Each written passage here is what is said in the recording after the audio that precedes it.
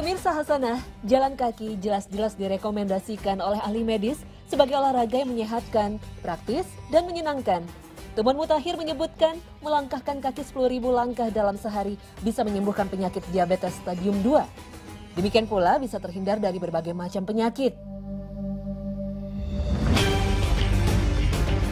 Selain menyehatkan, jalan kaki jika kita arahkan ke tempat yang tepat bisa menjadi pahala yang luar biasa. Seperti mengayunkan langkah kaki ke masjid untuk sholat berjamaah. Bahkan setiap ayunan langkah bisa menggugurkan dosa-dosa kita. Jika mengikuti rekomendasi dokter untuk mengayunkan langkah 10.000 langkah dalam sehari, lalu kita arahkan langkah kaki menuju masjid, hitung saja berapa pahala yang kita dapat. Dan berapa dosa yang gugur dari langkah-langkah kita itu. Rasulullah SAW bersabda, "Salatnya seseorang berjamaah nilainya lebih tinggi 25 kali dibanding seseorang yang salat sendirian di rumah atau di pasar. Apabila ia berwudu dan menyempurnakannya, kemudian ia melangkah ke masjid, maka dalam setiap langkahnya Allah akan angkat derajatnya dan Allah gugurkan dosa darinya. Dan jika ia salat maka malaikat akan mendoakannya, ya Allah, bersalawatlah untuknya dan rahmatilah ia." Dan begitu seterusnya hingga ia meninggalkan tempat salatnya. Hadis riwayat Bukhari, Muslim.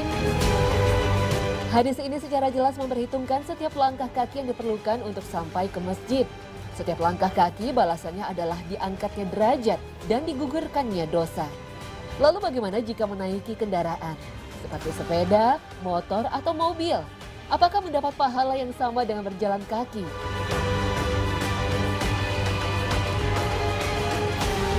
Sebagian ulama berpendapat berjalan kaki tetap lebih baik dan lebih besar pahalanya. Sehingga disarankan selama perjalanan ke masjid masih memungkinkan ditempuh dengan berjalan kaki, maka pilihlah berjalan kaki. Kecuali jika memang rumah jauh dari masjid, jika berjalan kaki malah akan terlambat atau tertinggal salat jamaah. Maka dalam kondisi seperti ini, barulah disarankan menggunakan kendaraan.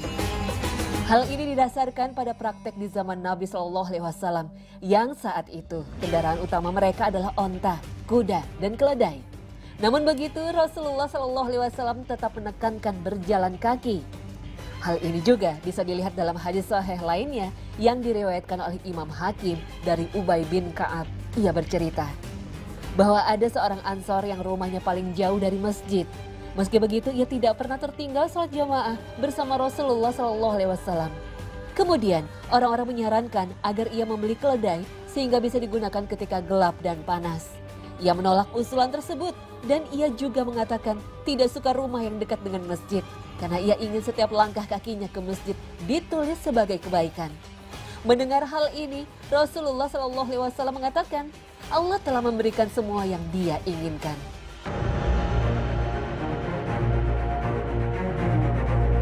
Namun begitu bukan berarti menggunakan kendaraan menuju masjid tidak mendapatkan pahala.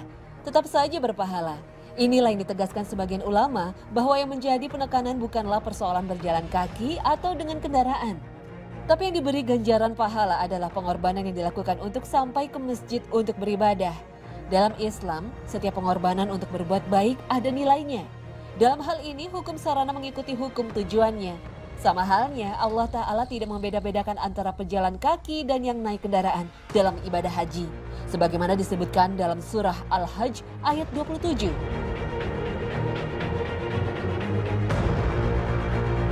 Berkendaraan bukanlah tanpa pengorbanan sama sekali. Bukankah menggunakan sepeda ada tenaga yang dikeluarkan? Demikian pula menggunakan kendaraan bermotor, ada pengeluaran untuk bahan bakar. Hal ini juga dikuatkan oleh sabda Rasulullah SAW kepada Ummul Mukminin Aisyah radhiyallahu anha. Beliau mengatakan bagi Aisyah pahala umroh sesuai dengan pengeluaran yang telah ia keluarkan. Hadis ini sahih dan diriwayatkan oleh Hakim. Bahkan ada ulama kontemporer yang menegaskan pahala naik kendaraan menuju masjid dihitung berdasarkan putaran rodanya. Wallahu a'lam.